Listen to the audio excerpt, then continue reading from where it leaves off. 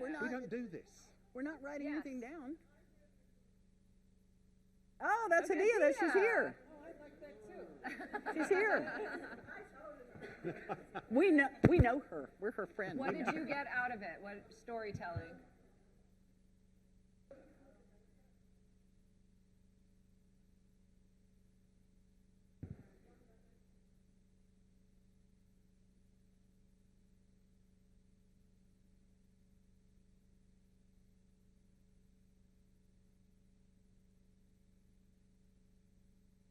So are you going to use that? Yeah. Did you all hear that? Just talking about the storytelling session. You got it perfectly right. So will you be using this? You're going to implement this? Excellent. Okay, for those of you who are photographing us, we saw the ABBA show recently while we were in town. We want you to take what you're doing, make it into our 25-year-old thin avatar. Put that online. It's kind of amazing. You can go in the front. That's my bag. You are. You're right here. You know what that means? Role play. Yeah. Kidding. I think it's really funny because the people at the back assume we're not going to ask them questions. Like we can't get there. We don't know where the back is. Like Exactly. we can find the back. And we have roving minds. Whose first Learning Technologies conference is that? Yay! Great, yeah. Awesome. Awesome. Is it exceeding expectations? It will after this session. That's right. Yeah, there you go. So we've done the That's right. person. So Neil we've done the Lasher, first hi. people. So who's been coming to Learning Technologies more than 5 years? More than 8 years? More than 10 years? More than 12 years? Oh, Nice. Very Andy good. No, that's Costello, fine. Neil Lasher, and that gentleman in the back corner. Woohoo! Wow. Who's done the full 25? Has it really been? No. Oh, Neil, 25. Wow. Goodness. That's just when you left school, wasn't it, Neil? There's spots in the middle here.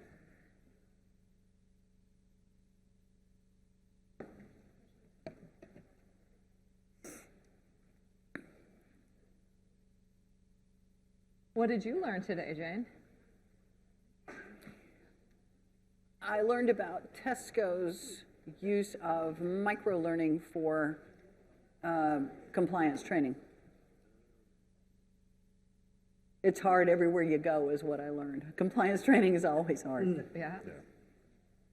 What about you, Julie? I learned about network analysis, and that with a few simple questions, you can kind of map connectivity in an organization. So that was cool. That's fun. What about you, Cammy? I was talking to a translation vendor who was talking about AI and how it's changing their business, and he said where they're still using humans is the QA piece, and that's where they're focusing. So that was really interesting. Just had flipped it around for me. Yeah. So I know a lot of translation partners are trying. This company employs 200 translation people. Wow. And wow. you know, you're worried about what's going to happen to your business when that's what's going on right now. Yeah. There's a phrase I use talking about tech, which is you can't automate nuance. And I think there's a nuance in translation, which I think is, we just don't get. Yeah. I do it through the podcast editing. We were talking about that earlier about translation. You have to be careful because it starts repeating itself and just copying what's already there. It may not always be right, and it will miss the nuance, right? Right. Your shirt is my brother, is what I can say in French. There's a great bit by Jaron Lanier who looks at translation, because you need the work of human translators to continually update the algorithm. But if you take away all the jobs for the human translators by making it algorithmic, you kind of have a problem there. Yeah. Right. And language gets out of date.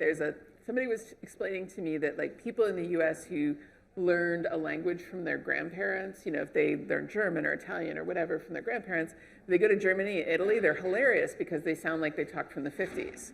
You know, or whatever, or 60s or whatever era their grandparents left the country. They don't speak like modern Germans or modern Right. Italians and things like that. I have neighbors who've started taking Spanish lessons, and I was kind of good 15 years ago, 20 years ago, and I had some tapes I've kept. Cassette tapes, you have to put into a machine.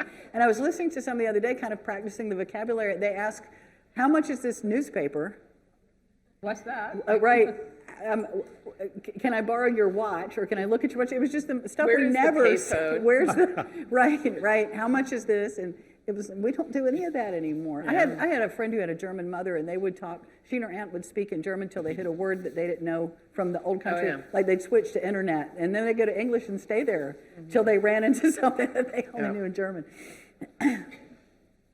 This is how the session's going to be. This is pretty much it. Yeah. We're already Welcome to us. I better officially start it off, hadn't I? You know. No. Is it time? Are we on? Nobody I think complained it is. yet. It is time, yeah. Welcome, everybody. Good afternoon. How are we? Good afternoon, everybody. How are we? It's the end of day one, Andrew. We're losing energy. We know there's drinks soon. There'll be drinks. Exactly. There'll Soon be drinks. It happens a lot after people see me. They're like, where are the drinks? Drinks. Welcome, everybody. Delighted to be able to introduce this session on learning design. It says on there learning content, and it's not. It's about learning for the way people learn. This session is not just about learning content. I'll pause for a second, wait for everybody to leave. Because we all know AI is just going to build all our content for us, isn't it? Big wink, isn't it? Obviously not. I'm Andrew Jacobs. I'm an independent learning consultant, work as a learning strategist, produce the Women Talking About Learning podcast, do other podcast stuff as well. And luckily, I've had the fortune to be able to chair this session. I think Jane bullied Don into saying, we need Andrew. So yeah, I get the gig. Jane Bozarth, those people who don't know, Jane. Jane's director of the research for Learning Guild, veteran classroom trainer, worked in public sector, as we would call it in the UK, since the 1990s. Created the State Carolinas award-winning e-learning program. Author of, how many books is it, Jane? I don't know, 5 or 6. 5 or 6. Several Yeah, books. talking about how we learn and so on. In order, next is Julie Dirksen, author of Designing How People Learn, Julie. Design for how people learn. Design How People Learn. And Talk to the Elephant, isn't it? Talk to the elephant. Design learning for behavior change. Awesome, which is what we want. I know, We right? Yeah, and that's new, isn't it? Yeah. Yep. That one's only been out since September. And it's about bringing more that's some of the things that are happening in behavioral science over into learning and development. Awesome. Julie loves games, brains, evidence-based practice, that kind of stuff. So, you know, again, different to Jane, Julie, Jane, but they're different, but they're, you know, these people are experts. Third expert, Cammy Bean, author of, She's the one who remembered to bring She a brought book. the one who book. remembered to bring her book. Yeah. The rest of us didn't want to have to bring books in our luggage, so. Yeah, exactly. There may be an opportunity to get a copy of said book.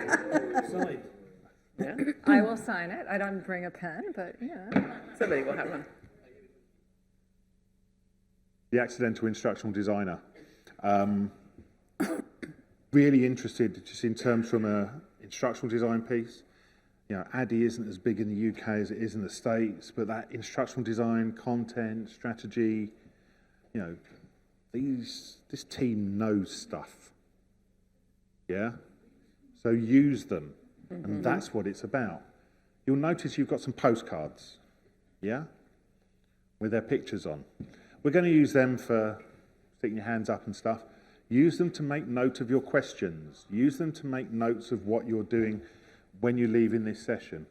Worst thing in the world is you walk out of here and go, yeah, it was all right. Didn't tell me anything I didn't know.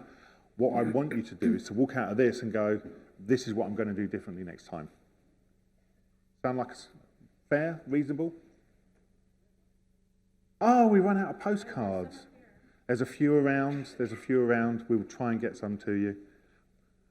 I didn't expect that we would have this many people. Yeah, well, it's great. I will have Back to in the print more house. next time. Chair falls down. Right, let's start you off with a question. First of all, let's just do a show of hands first of all. I'm interested. So who sees themselves here as somebody who works in the instructional design space? Look, our people. Our people. Yay. Our people. So I'm interested in other roles where people may be from. Who would consider themselves to be a consultant? Okay. Who consider themselves to be a L&D manager, leader? Okay. Who's strategic, C-suite? They're the voices we want in the room. Who's a supplier, vendor? Okay. It's useful getting an idea. Thinking about what you do, chat to the person next to you. What we want to find out is your instructional designers, your vendors, your whatever. We want to know, what do you really do? And if you wrote what your JD really did, what would it say outside of what your JD actually does? I'm going to give you 3 or 4 minutes, just with the people around you. Just find 2 people to chat with. What do you really do? We can chat about it. What do I really do? What I really do is write term papers and wonder why the wrong author name. I write term papers. Before, I think a lot of my job, I did go to a lot of meetings. I spent a lot of time trying to find out what people really wanted. I would spend a lot of time trying to find out what the training really needed to do. Cammy, you're not paying any attention. I'm looking at the crowd, so. I was saying, what was that when I was in ID, a lot of my time was spent in meetings. It was not sitting around being creative or trying to explain learning and training to people, right?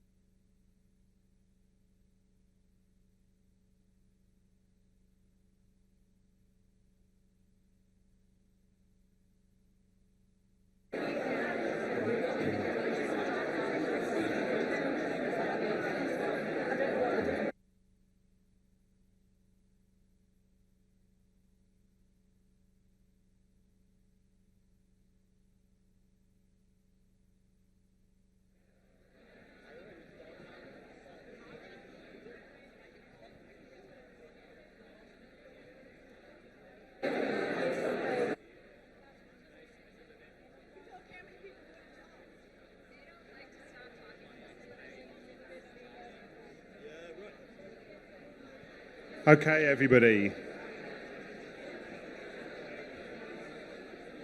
If you want to bring your conversations to a close, please. Y'all hush. Brilliant. So, we meet, before we run these sessions, we meet to work out, okay, how's it going to be structured? The fear was, what happens if they don't talk? The volume in this room just went through the roof. So what do you do? Who wants to share? Joe, Many Pets claims trainer, and aside from the obvious everything, I essentially translate SME knowledge to everyday average Joe knowledge so they can do their jobs properly. Give him a book. Yes. Give him a book. Give this man a book. Give him a book. Yay. Who else translates? Oh. $14.99. I'm like Oprah. Opa. You'll be invoiced as you leave the room. Married, just so you know. Who else had translation or translating SME type stuff? Yeah, I'm seeing nods. Yeah. Michelle, you had your hand up? Hi, I'm Michelle. And part of one of my jobs is to write and send communication that nobody ever reads. I'm seeing more hands. I'd like to go to another lady if I can. Here. Hello, I'm the lady, Sarah. I work in more of a startup setting, so I write the courses, build them, produce the animations and videos and audio, and then I deploy it for our clients and customize it and do customer success. So full start to finish. All of the above. All of the above. You are wearing all of the hats. All the as we hats, say. many hats. All of the hats. Hi, I'm a learning designer, but actually it's more, I'm a full-time LMS system admin with learning design on the side. Yeah. Yep.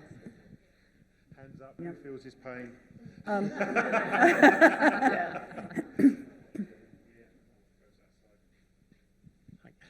My job title says learning partner, but actually mostly I feel like I'm a delivery mechanism for inductions at the moment. We've got that many new people. So I would say, yeah, I'm a delivery machine at the moment. Delivery machine. A machine. Hands on this side. There we are. Gentleman with the mic coming to you. Should I? Yeah. Maria, so other than a lot of the things that people just said, I think my biggest job is helping people understand that what they do need is probably not an e-learning, and that's... Right.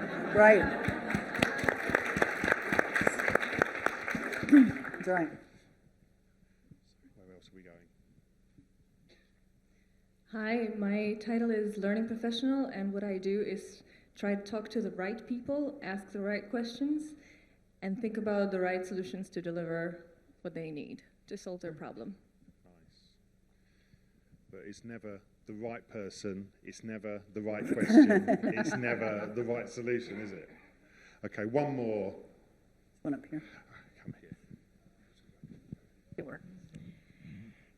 I run an e-learning agency, and I'm managing an incredible, talented group of e-learning designers and developers. So leading the team, setting the standard. Thank you. Hi, I'm Ingrid. My job title is like learning consultant or digital learning consultant, but I would say that most of my time I spend doing project management, stakeholder management, and coaching and mentoring. Yep. Who does project management? Yeah. Was that on your job description?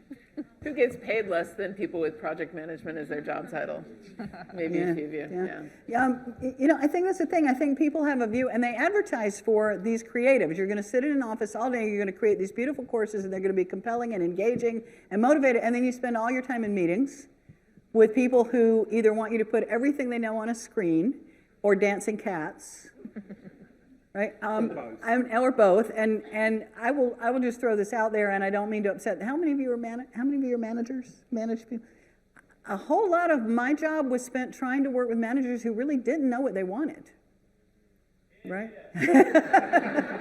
They want something fixed. It's whatever happened yesterday is the thing they don't want to have happen again. They have a very hard time telling you what the actual performance expectation is. They have a very hard time telling you what the learning outcome is supposed to be, performance outcome.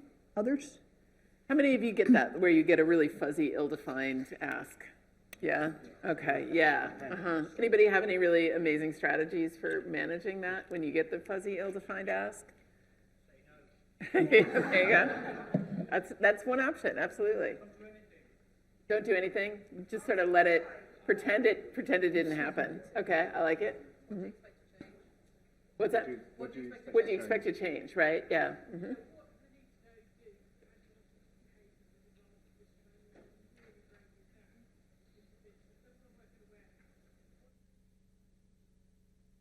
Yeah. Right. So can others hear her? No, so breaking it down, it's so what do we want the person to really learn? If it's working in a warehouse, what do we mean by working in a warehouse? What are the integral parts of it? For me, one of the questions I get asked is that people talk to me about capability, capacity plus ability, and we seem to focus on ability, not capacity. So people say there's a problem in sickness management, we need to train people on how to manage sickness.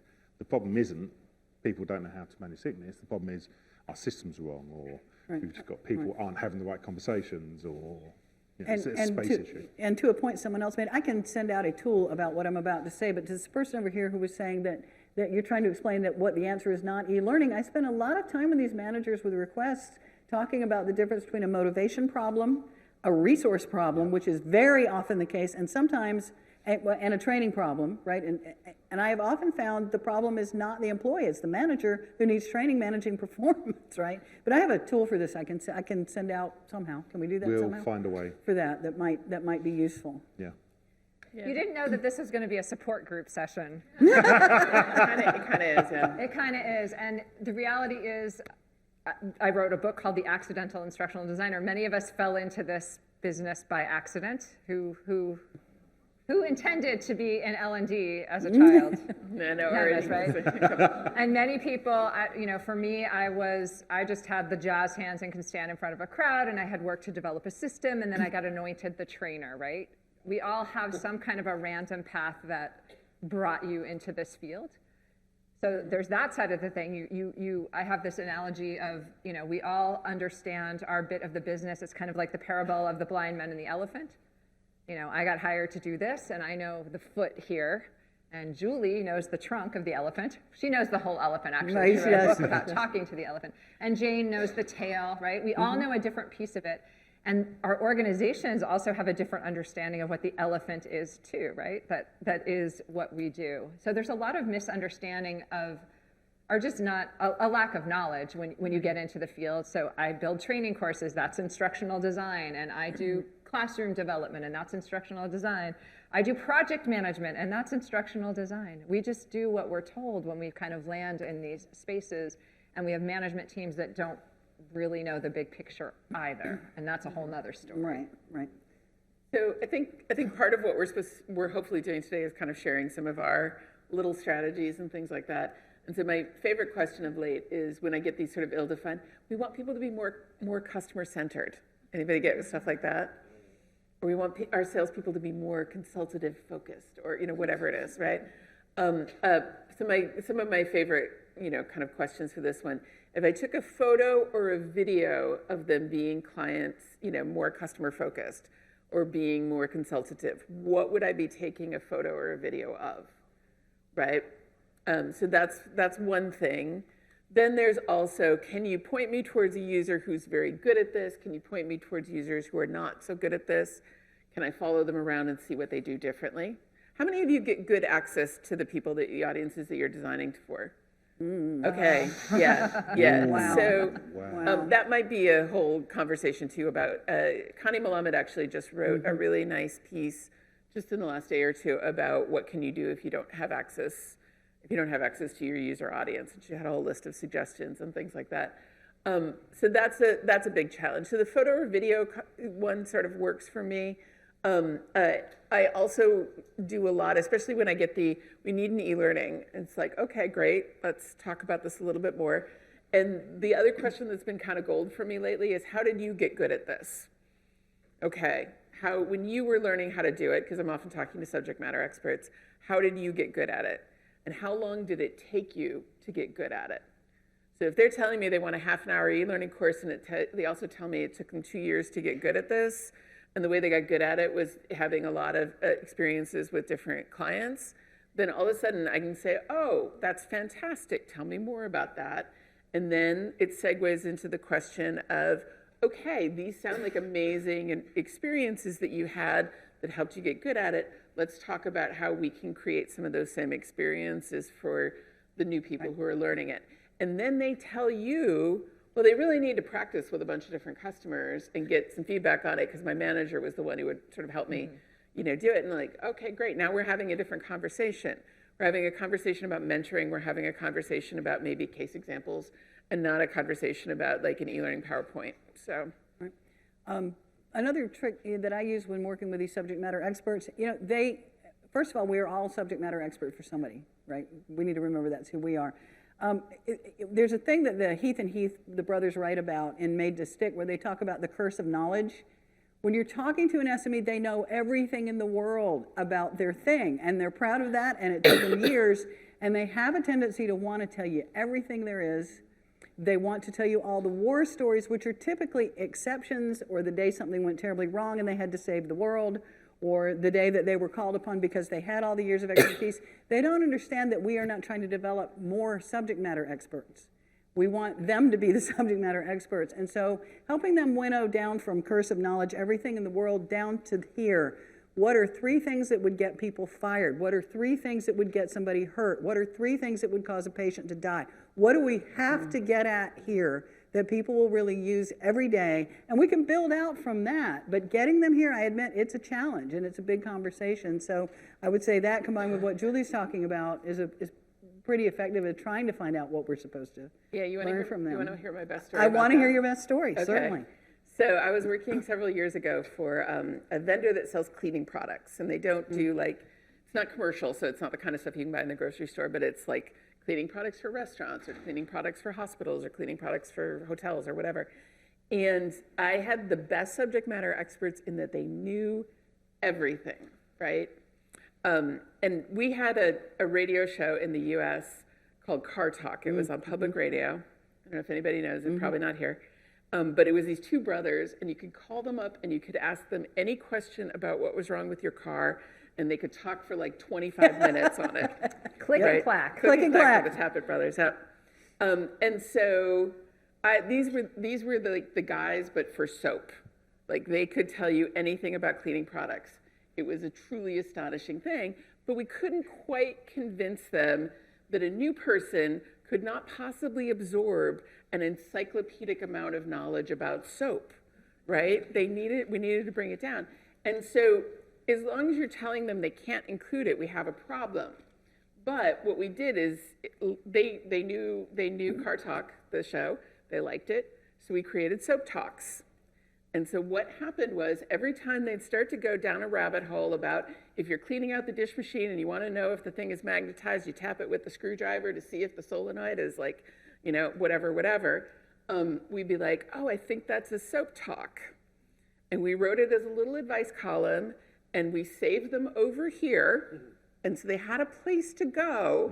They were not in the training that these poor people were getting the first month on their job, month on job or whatever, but we would send them out and now you'd post them on, the internet or whatever. At the time we had a few less options for it because this was a while ago, but it became a really lovely little follow-up thing, and we could send it out to our entire population, not just the new people. And there were people in there who were actually grateful to know the trick about tapping the solenoid with the screwdriver.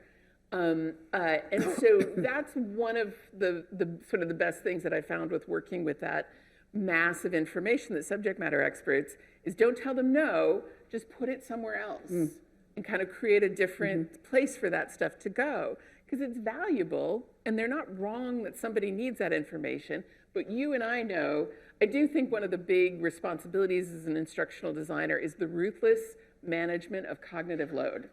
Yes. I don't know if that resonates with people, but that's maybe I need a t-shirt that says that. I think I do. But that can be, instead of saying, no, we can't include that, give them a place to put it. It's the short version of that longer story. Are you able to choose the subject matter experts you work with? Are they people you're assigned to go talk to, or the manager says, here, talk to Bill?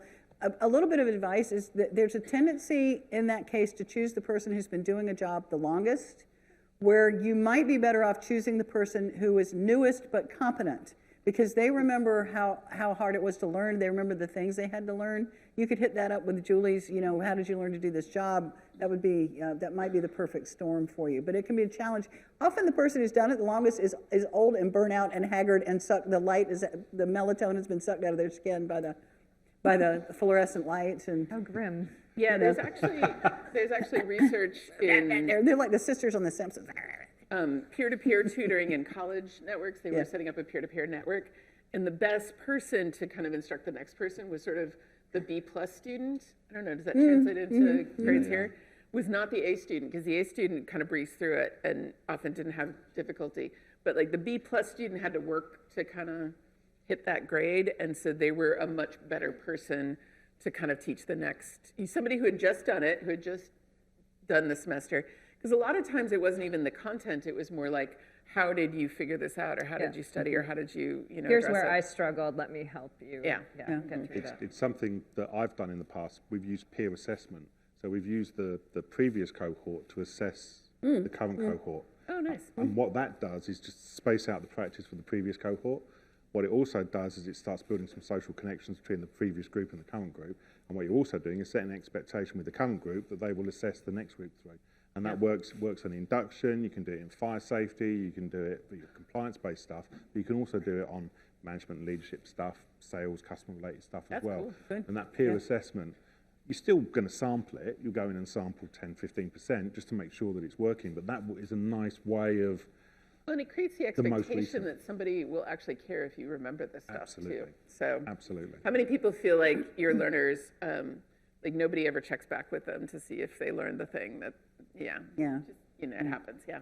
So, by the way, I don't think maybe you said this at the beginning, but we're here to answer questions too. Yeah. So we've got some of our own, but we're also here to There's one address right over there. anyone. And actually, can I follow up on something before it gets away from me? Please do. Somebody Please mentioned do. project management. Several years ago, Cammy, in the first edition of her book, I don't know if you redid it yet, I forget. Cammy did a review, sort of an industry-wide review of job postings. Yep. Or listings, I don't know what you call them. We call them postings. In the U.S. In the It was U.S. US focused, Okay, and I did it again with a research report rewrote and published in 2019. And I expanded a little bit into the UK. I don't think I went much farther out of there. The one thing that was consistent across every single one, they all asked for different software, they asked for different soft skills, they asked for different degrees. The one thing that was consistent across every single job posting was project management skills. So if you're looking to move around, if you're interested in developing and you're not there, because a lot of times we were all accidental. You were a good artist and suddenly you're an instructional designer, you're a great English major and you can write and you're an instructional designer. So that was the one skill everyone wanted across the board. The other one skill that everybody wants is always written at the bottom of the job description, which just says other duties as required. Yeah. Right? All the kitchen sink. Yeah. One of mine also ran the agency blood drive and the employee appreciation day and instructional design. Because of course that's who you because the people in this room have amazing skill sets because you wear all the hats, right? So you can also run the employee blood drive. All right, we had a question. I don't recommend that. So. We don't. Let's start some questions.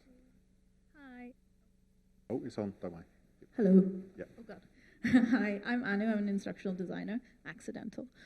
But my question was back to what Cammy had mentioned before about what happens in a project when different people are looking at different parts of the elephant and you're not really seeing like progress. So just to give you an example, I was once on a project where it was about creating learning resources for kind of students who are disengaged.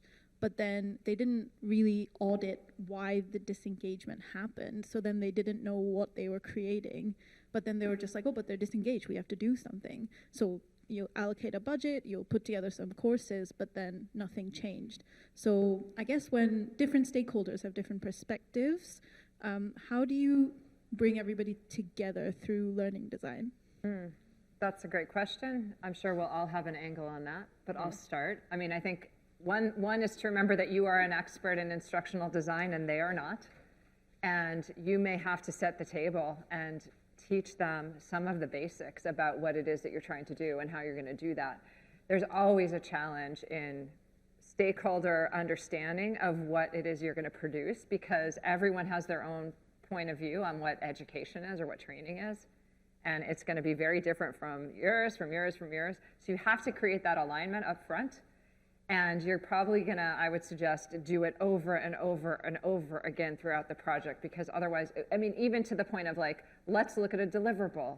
You know, if we're creating a production script, what does that look like? How is it going to translate to the built thing just at that level, right? So you're always in education mode with your stakeholders because you are the expert in instructional design.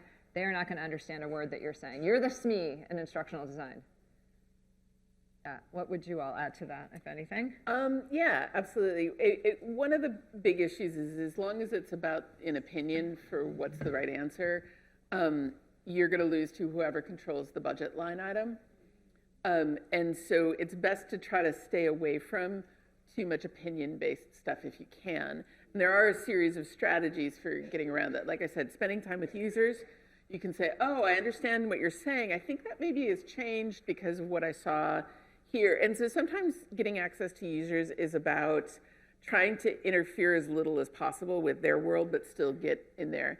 I'm a big fan of the job shadowing. How many people get to do that, get to follow their users around in their work environment? Okay, I see very few hands. It's beautiful if you can pull it off. Now, granted, there are a few occasions where there's safety issues or something like that, but it's nice because it doesn't pull the person off the floor for like interviews or something like that, so they can still be doing their work, but you can be kind of checking out their environment and seeing what's going on with them, and you can kind of ask questions when there's lulls and all of these kinds of things. And so if you have the opportunity to do that, that's a really nice way to get some user access. And then you have some things when this person says, well, they don't need this, whatever, you can be like, oh, well, when I was doing my observation, you know, this is what we saw here and here and here. So it's data, it's not opinion about those kinds of things. I have possibly been known to say, there's research that says, and the nice thing about that, I always do have the research reference, actually, I do, but nobody ever checks on it. Right. So don't use it for evil, but you can, you know, leverage that. And then, like I said, if I can get them to tell me that the learners need this kind of experience, then all of a sudden, so anytime where we're face-to-face, we think it's this way, we think it's this way. Here's the deal, I have this theory about anything where the output is easy to understand gets a little bit devalued. So if you make it clear and easy to understand, it couldn't have been that hard to make it that way. Also, everybody's been in classes, so they think they understand what's necessary for a good class, right? It's the same thing where people are like, I don't know, I think the second act of that Marvel movie was a little slow. Like, you know, and I think they could have edited it differently. Like, these are people who don't know anything about it. I love watching like the Olympics because suddenly everybody's an expert in like the triple sow cow. So whenever we think that it's easy and straightforward, and unfortunately our job is to make things easy to understand. And so, and everybody has been in a class, and everybody's been in a good class and a bad class, and they think they know the difference. And so they will have opinions. And if you are coming with your opinion and it's different than their opinion, you will probably lose. So trying not to have it be two opinions butting up against each other, but, oh, that's really interesting. I think that's a super valuable you know, example, but here's what I saw, or here's what I heard from users, or here's what, you know, whatever is, then I'm not disagreeing with you, I'm just bringing some more information to the table. Soap talk. Soap talk. Create another soap talk. You got anything to add to that one, Jane? I would just go back to what we were saying about the importance of being a project manager, and remember that you are the ID. I mean, we need to get them to some sort of consensus on what the performance outcome is. It's your job to build the instruction that helps achieve that thing. And trying to keep them focused on that, you know, because my biggest problem working with government was everything was by committee. Some of the people on the committees were just political and just hung out in every meeting everybody had everywhere. But trying to manage the scope creep of that, and I found a lot of that went back to the days of traditional classroom training, where if we're going to have them here for a whole day anyway, then show this video and add this policy, and don't forget this other thing, and well, can we just keep them through, that sort of thing. So, you know, remembering that you are the subject matter expert, and learning how to manage that in those people can be a real challenge. But I have always found it wasn't so much the terminal performance that they wanted to dicker over. It was all sorts of little designy things and colors and avatars and people, so reminding them who's who. And I would add to the if you're interested in developing or you're working mentoring newer people, I feel that in general, preparation for our jobs does not give us much in the way of negotiation and assertiveness skills. And we really need to work on just saying no without getting fired and without actually saying, I refuse to do this, but let's talk about a way to make this work. Awesome. On the project management front, one thing that was helpful is I started doing a thing with stakeholders. This is when I was working with a consultancy, so it was projects with budgets and scope and things like that. I started kind of letting them know at each phase of the project what we weren't going to change after. So if you approve this, we're going to go with this general concept. But also, I also had a list of what still could be changed after. So you can still wordsmith the content, and we can still change the font, and the color's not set, and you know, some of those kinds of things. And that actually helped them kind of unclench their fingers a little bit and be a little bit less controlling when they were doing reviews of things.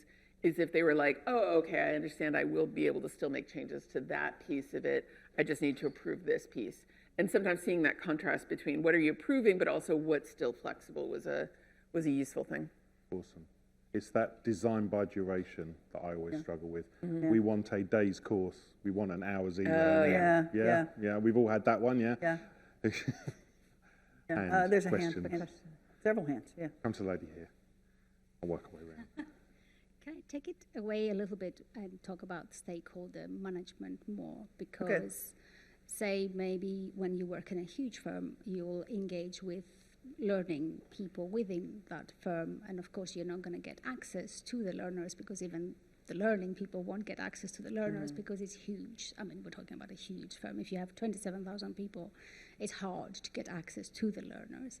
But I suppose the hardest thing maybe to do is not to know what is needed, but to sell the idea that practice is important for a skill to stick, because you need to use the time. So having people convinced at a higher level, maybe exec level, that an hour a week isn't that long, really, learning-wise, is, I suppose, if you had any tips on how to make that happen, because we all know practice is important if you're going to learn a skill and embed it, but convincing people that perhaps are not understanding or, just looking at numbers and don't, see the value of learning. Yeah, like I said, that I'll just go first because I think I've already mentioned this, but the asking them how did they get good at it and asking them how long did it take them to get good at it can really help change the conversation towards, oh, so you practiced it a bunch of times and you got some feedback from somebody, then you can be like, okay, so how are we going to let learners do that, practice and get feedback, and they're telling you instead of them, but that's me just reiterating that one. So. Well, and I was actually going to quote Julie Dirksen in answering that question, which is it reasonable to think that you can be proficient without you can be proficient in this skill without practicing? And if the answer is no, you need to be able to practice, then there's your answer. Well, I mean, then we're starting to get into the individual situation. So, like, what kinds of things are you hearing from people when you try to do something like that? What are they telling you? There's just no time, or? So I guess time might be money, so you'll be taking people away from doing client work. Okay. So would that be important? So here's the time as money piece, right? So if I would work on e-learning projects that would cost, like $50,000 or $100,000 or something like that, right? And so they look at that often as the budget number of $100,000, but let's say it's $100,000 to create a 2-hour e-learning course that's going to go out to 12,000 nurses. And I, worked on these kinds of projects. So now what we have to do is we have to take the $100,000 that this is going to cost, and we also have to say what's the hour rate for nurses. So let's say the hour rate for nurses is, I don't know, $40 an hour. I'm not sure what it is, but okay, so that's $80 per nurse, and we got to multiply that by 12,000. And so that's what it's costing us for people to stop and take this training, which granted is kind of actually calling their attention to the fact that it's expensive to pull people off the floor. But if you then look at, okay, what's the opportunity cost if they don't learn this thing about IV infusion safety? Okay, we can have patient injuries or deaths. And let's look at a few cases of when we've had lawsuits around these patient injury and deaths, okay? Now we're up to kind of millions of dollars. And so if this does not work well, if this is poorly designed and it does not work well, that means we have wasted all of this money. And it's not the $100,000, it's now $2.5 million that is not being used because we have an opportunity cost of not actually learning the thing. We've got the time of all the people who are taking it. And that is also on top of, at that point, what's the relatively small cost of developing it. And so if this is all a waste, because it's not effective, this is much more costly than you pulling people off of the floor for, the right amount of time to actually learn the thing. Cool. More questions? Hands So fly many. up. Down this way. Oh, come here and then go to you after. Thank you. I wanted to go back when you said that you enabled some resources for people to access when you did the SOAP talks.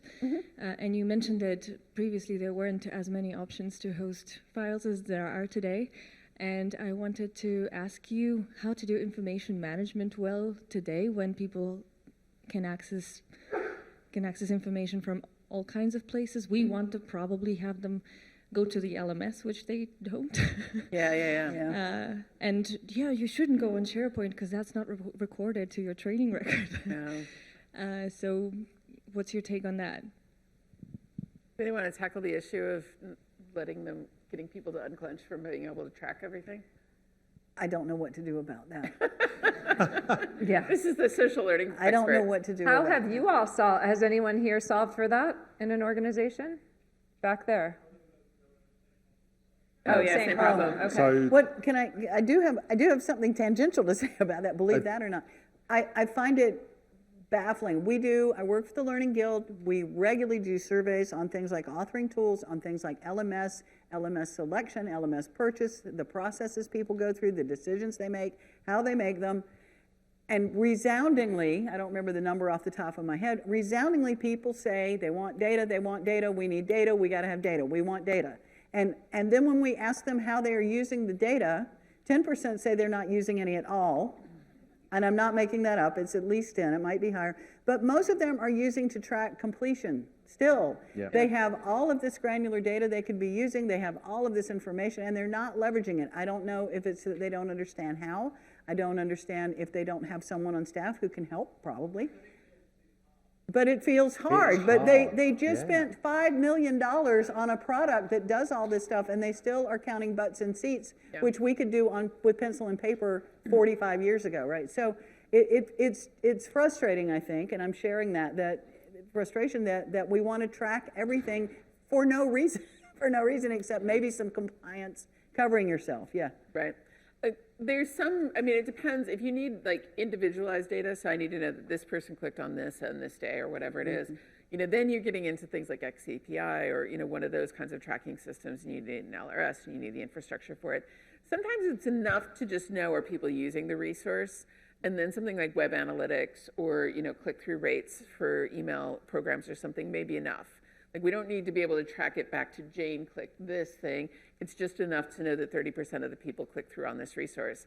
I remember talking to somebody who, they had the training function, but they also had the help system for everything.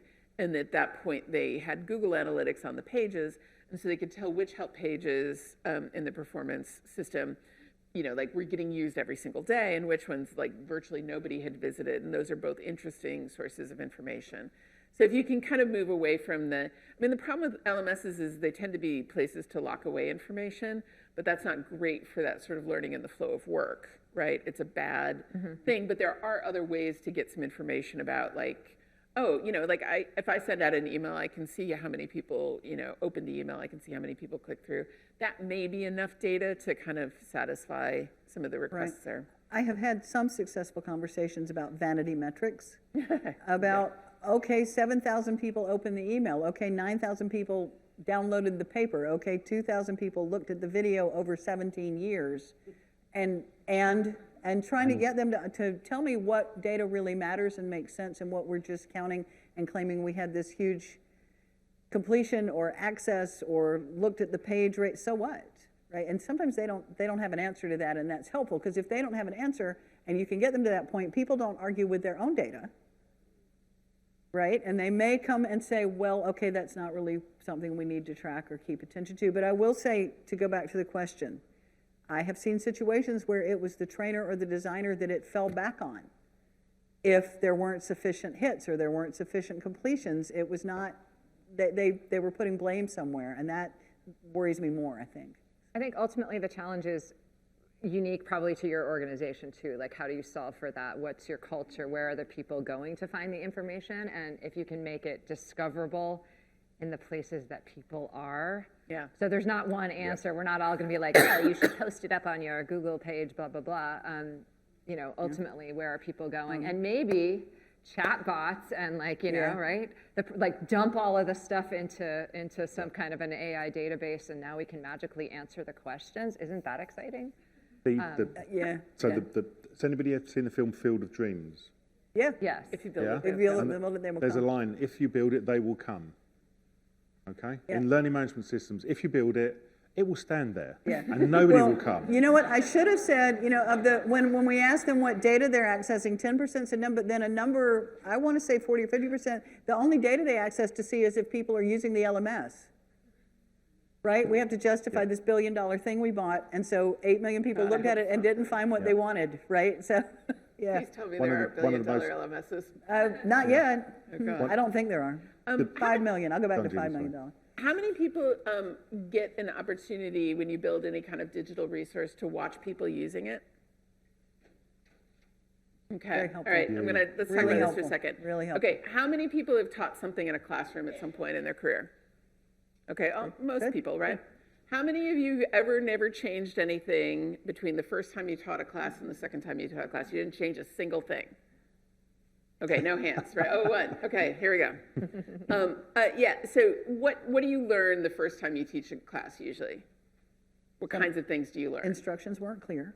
The instructions weren't clear. Time management, this activity ran too long. I need to adjust that. This one didn't kind of work. It didn't, people didn't seem to get it, whatever. Okay, so you usually gather a lot of data the first time that you teach a class, and then you kind of incorporate that into the second time you teach that same class. We are missing that experience almost entirely with digital resources. And so one of the most powerful things you can do is get a couple of users, and I know they're hard to get.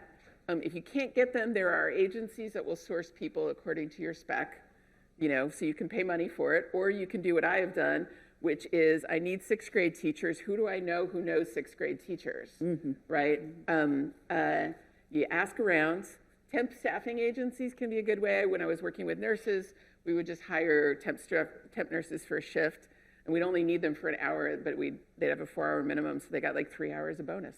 So there were different ways to do it.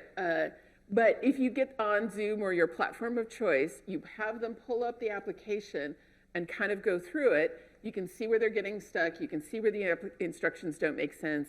You can see where they are, especially if you've got they've got the camera in your face, you can see where they're like, what? All of these kinds of things, and can gather a ton of really excellent data about what is working or what is not working in your digital resources. And then if you fix those things, you're making it much more likely that people will be able to access these resources that are sitting in the systems.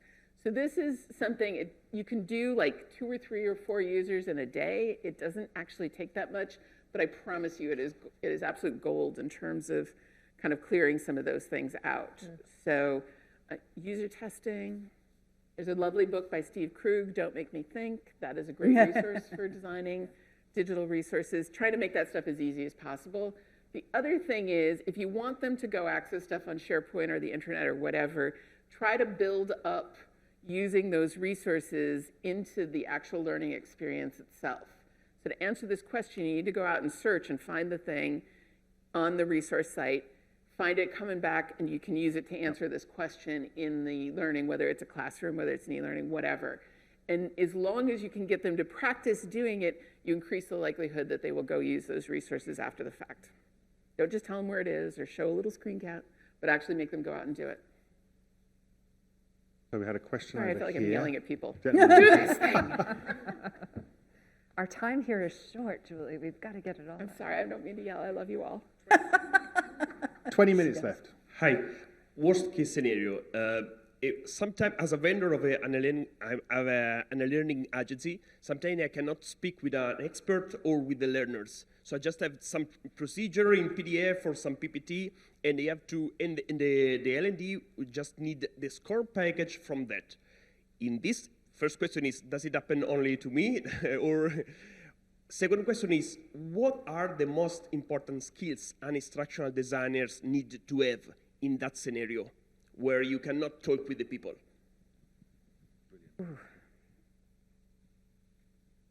And nobody else wants to take this one? Stunned. So just to restate your question, so you're a vendor and you don't get access to the end people? Yeah. Okay.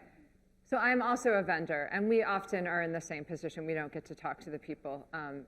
And you rely on your stakeholders to represent the end user, right? And they may or may not actually know what their end user is all about. We have increasingly been moving to like surveys. Can you survey your end users? Can you ask them questions? Some of the same questions Julie has asked. Are there other ways to get to the end user without having to go through the SME who thinks they know everything, and they really probably don't because they haven't actually worked in the field for 15 years because they are an expert and now they're a manager, right? So finding those other ways, if you can get focus groups, if you can get, and as a vendor, you should be able to ask for that. Hey, we really want to help make sure that this solution is hitting the mark. And so you have to be that trusted learning advisor. That's another skill the instructional designer needs to be, is a consultant and pushing back and saying no and not just taking the order. And we really want to help you, move the needle on performance and behavior. And we're not going to be able to do it just this way, to a lot of what Julie has been saying here. Yeah. Sometimes you can do sneaky things like, is there a classroom class? Okay, we're doing the e-learning, but is there a classroom class that I can go sit in? And can I chat with these nice people during the coffee break and, ask them some questions about the situation and things like that? So if you can, and that's something where maybe you can't get interview time with the users, but can you at least go spend some time with them and hear what questions they're asking? There are some different ways to get at it, but I don't want to make it sound like I've got all the answers to it because I've been shut out too. Or do you have access to analogous users? Like maybe you can't get to the nurses you're designing, your people have, but can you get to some other nurses who are in surgery, who work in hospitals, who work in nonprofits, or can you get to them some way? My husband one day came home from work. He worked in the Postal Service and occasionally got pulled to work the front line. And one day he came home from work and said that he'd seen a training video at work, and it was pretty good. He said you can tell when a designer knows their stuff because the customers in the videos always have the right change. Oh, right, yeah. Right? And somebody came back, I posted that one day, and somebody came back, we don't have access, they won't let us talk to them, and I said, go to the post office.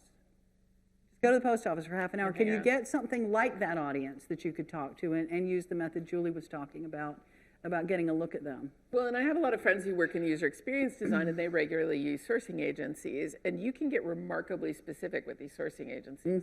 I need people who are on blood pressure medication, this kind and this kind, who are above 50-year-olds who live alone, who use their phone for certain kinds of applications. And I just made that up, but like you can get remarkably specific about a screener, a screener type, and then get access to people that way.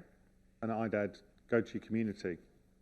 There's 120 people in this room, 150 people, however many it is. I will guarantee that because of the nature of the community and learning development, if you went, how would anybody know how to do this? 3 people put their hand up, and that immediately gives you a network to start having those conversations. And that's what we could and should be doing better at. Yeah, and I mean, sometimes it's just hard. You need people who work in the clean room in doing chip manufacturing, and then it's all that work's done in Taiwan, and I'm in the UK. Like sometimes it really is just hard, and I don't want to make it sound like there's always an answer to it. Sometimes it's just tough. So I'm here because you had your hand up, and then we'll work around. Thank you.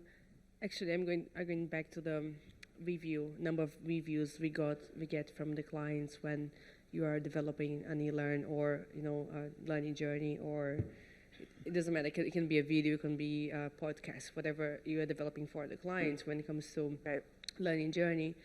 And then you mentioned about what is fixed. This example, I develop a first prototype. This is defined example. The contents defined from the first prototype. Then after maybe the second prototype, you can change color scheme, or you can maybe add another video because you already remembered you had this video in your computer downloaded for 10 years. So maybe you can add this at a later stage. But what usually happens, and I've been trying. I'm a learning consultant. I'm from PwC. I develop learning journeys for our clients, and then every time, HR, although it's not the subject matter experts, HR is actually saying, oh, actually, can you change this? And can you change that? And then sometimes the subject matter expert already approved, and you are on your 5th prototype sometimes, and they're still changing. And even though you have acceptance sheets, you have signatures, you have, budget being, all over the place. And there was a deadline at some point, Exactly, right? the That now deadline, suddenly, they just literally forget the deadline, forget the budget, forget everything, and then just want what they want. So, like, do you have any tips on that? Because I've been trying everything, and then nothing works, basically. I have a couple things that, and I 100% don't want to claim that these always work, but I have a couple things. One is educating them at the beginning about the difference between changes and bugs, right? So a change is, oh, can we add this content in about this other thing? Or I don't like the way that this is written, can I, massage it a little bit? Or can we add this, or can we whatever? So changes are a thing where we're gonna make some kind of significant change to the content. Bugs are does not work intended. So it might be a typo, it might be a button that was supposed to take you over to this thing and it doesn't work, right? And so I would educate my clients. I'm like, okay, changes can go up to this point, and we've got time built into the process for changes. Then we get bugs. Once we've locked on changes, even though you're gonna look through it and you're gonna say, this would be really cool if we would just add the thing with the purple cow, that would be great. That anything after that is gonna have an impact on time or money or those kinds of things. So this review, we'll fix bugs and we'll do changes, but then after this point, by the way, Hadid has a book coming out on quality assurance, which I will also mention. So that's coming out when, do you think? June 25th, okay. So there will be a whole thing on quality there. But anything, and so being able to be like, oh, that's a change, and at a certain point, like I said, when this worked well, I don't promise it always does, when this worked well, we're like, changes will go on the list for the next iteration. And so again, I'm not telling you no, I'm just putting it elsewhere. And it's not gonna go into this iteration unless you move the money or the timeline. I remember we finally, in the case of one group, because there was one group that was worse for this than others. We knew who it was going to be. We started out with memorandums of understanding. We ran it all the way up the food chain to the most important person. We got their sign off. I mean, you've got managers somewhere along this line that aren't you who are letting this happen. You need a process that's maybe carved in stone for that group. Hadia may actually want to answer. Do you want to say anything? Yes. Okay, she does. Get her a mic. And can we get her a mic? And Andrew, the person in front, the lady in the front here with the blue shoes has waited a long time to ask a question. When we get to her, thank you.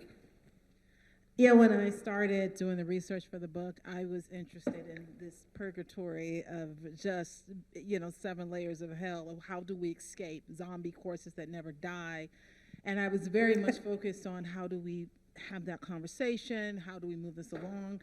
And after studying that in actual quality management that they do in manufacturing, I realized that it's because we don't have a full system. I was developing these tiny little check sheets and all of that, and I would just abandon them because they would never work. And that's because they didn't hinge off of a full quality management system.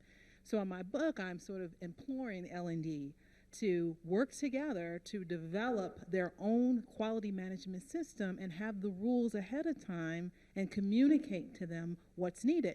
To be honest, I don't think people really know how to review our courses. They don't really know what we're asking. Right. And we think we don't want to inundate them with information. They want more information than less. They have other jobs. And we sort of put this expectation on them that they know what to look for and what not to look for. And we just get sort of upset at that. But if we have a system ahead of time, first of all, it gives us a little bit more legitimacy. It gives this process more legitimacy. And we have more of a leg to stand on to say, I even have job descriptions. This is a reviewer and this is an approver. Those are two different things, two different roles, two different expectations. But we don't tell them that. And the reviewer puts all their work into reviewing this, and then they don't see any of their changes. So we're not, I just can speak for myself and my experiences, we don't communicate that clear enough. We're like, look at this. But we don't say what are the full expectations, what's expected of you, and what's going to happen afterwards, and what's the consequences when you don't. But that is really should be a part of your identity as an L&D department. Not just you, everyone should have a consistency, and I could talk about this all day, so please take this.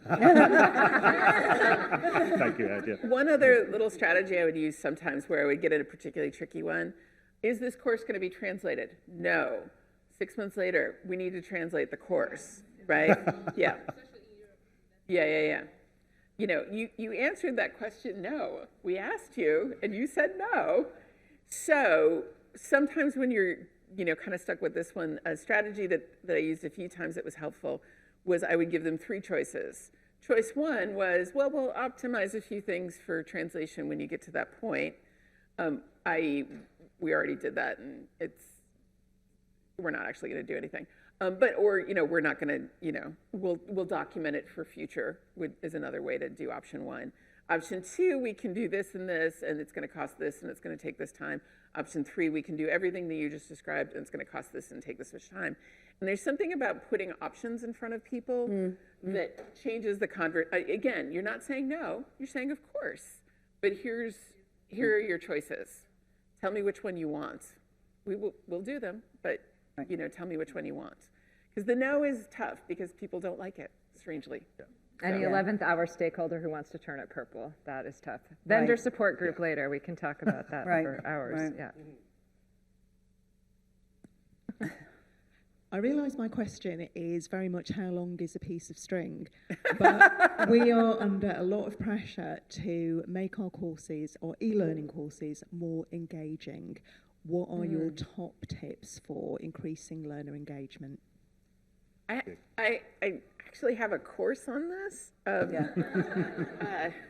It's designbetterlearning.com. I'm sorry, I'm not trying to sell stuff, I promise, but designbetterlearning.com, I actually have a course where I have like 25 different ways that you can make courses more engaging. So, for what it's worth.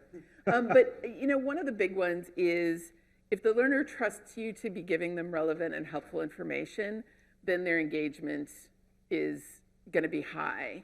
And can they use it immediately or see how it is immediately applied? That's my number one thing.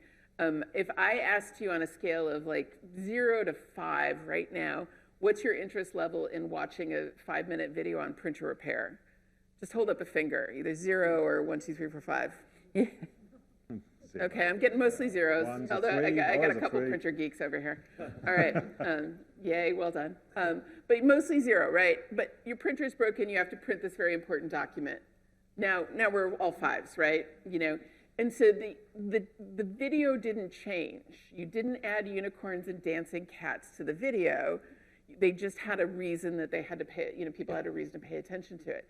So if you give them a broken printer that they have to fix, all of a sudden we're, more like 3, 4 probably, right? It's maybe still not, I still don't care that much about printers, but at least there's something I can do with this immediately. So creating some of that sense of what can I do with this? So if you have to teach a bunch of compliance regulations, put them in the position of being the compliance auditor, and now I have to use the compliance information to figure out if there's problems in this department. So there's something I can do with the information immediately. And that's my number 1 tip for engagement. My number 2 tip is don't waste their time, and they're more likely to pay attention to your stuff. And go ahead. I was going to say don't conflate clicking with engagement either. Clicky, bling, bling. So yeah, my term, clicky, clicky, bling, bling, like avoid that at all costs, right? Just because a tool affords some cool drag and drop activity, or you can create a game where you click on 20 things on the page, please don't do that, right?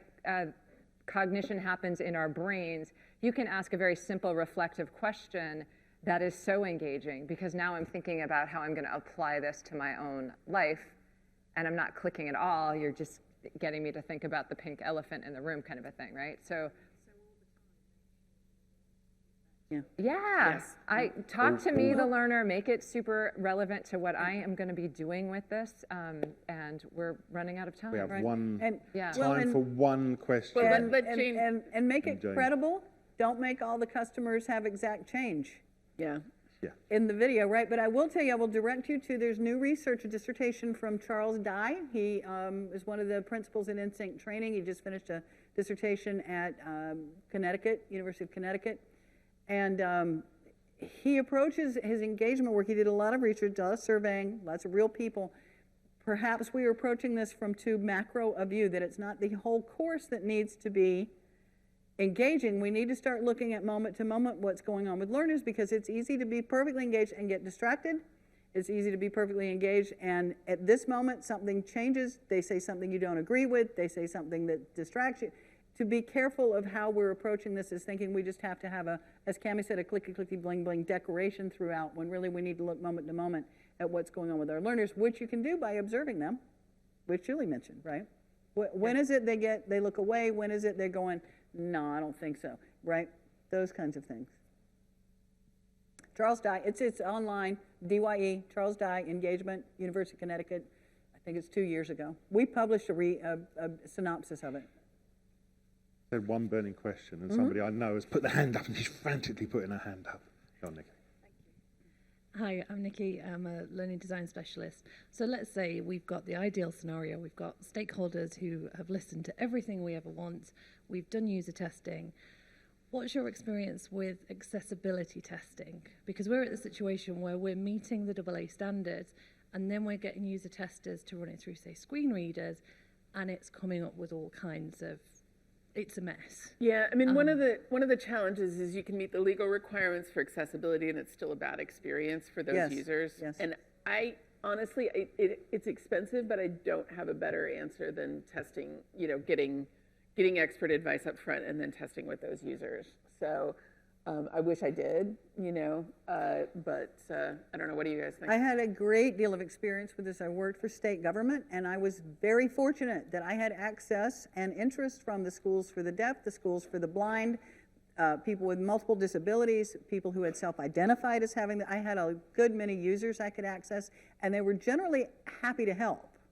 What I will tell you, and this is, I've had to fight about this a lot, I had 85,000 employees.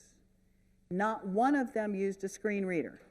Screen readers are expensive, they're complex, they're difficult to learn to use. More of them had low vision and needed to be able to make fonts bigger and needed to be able to make colors have more contrast. We had way more problems with contrast than we did with any other complaint we had.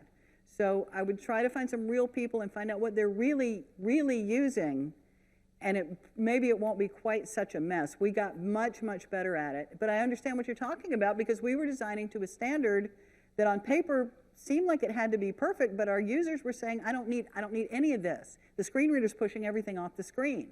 Right? I need this. Or our friend Brian Dusablon said he'd created a beautiful course. He was so pleased with himself. It was a crime thing about bank fraud and da-da-da, and had all these dark colors, and he said nobody could see it at all the day they launched it. So I would see if you can, and call around and find out where you can get better testers and find out what the primary complaints are rather than this thing and this thing and this thing. Look and see what buckets those complaints are falling in. Is that helpful? Yeah. And I mean, the legal requirements sometimes have absurd things. It's not in the current standard, but there used to be something in the 508 standard, which was the U.S. legal piece for this, that said you could use server-side image maps, but not client-side image maps. Nobody's cared about image map technology for 20 years. Like, nobody cares about this, and they're not using it and whatever, but it was actually written into the legal standard, which is just ridiculous, but here we are. Right. And so, you know, the truth is nobody's absolutely 100% compliant on these things, and so I do think it's about what's a good experience for the users when they're doing it. If you can prototype a very small piece early on, then you can find out some of the issues that are going on before you've built out the whole thing, too. Go find Susie Miller and Susie ELA Hub. Yes. Yeah. Susie she's Miller's all about book. Accessibility and has the full view on testing. I mean, accessible first. We should absolutely, it's the right thing to do. And she has good case studies in there. Her book's fabulous, and she's working on the second edition. What is it? Accessibility for learning material? What is it? She's here. She's downstairs. It's a Kogan page book. And Sarah Mercier has a book coming out through. It's going to I'm sure it'll be available here, called Design for All Learners, that's got some of the universal design approaches and things like that's coming out, hopefully in the next year sometime, but. We're done. Okay. Woo! What do we say? I think it's a massive thank you. Oh, well, thank you.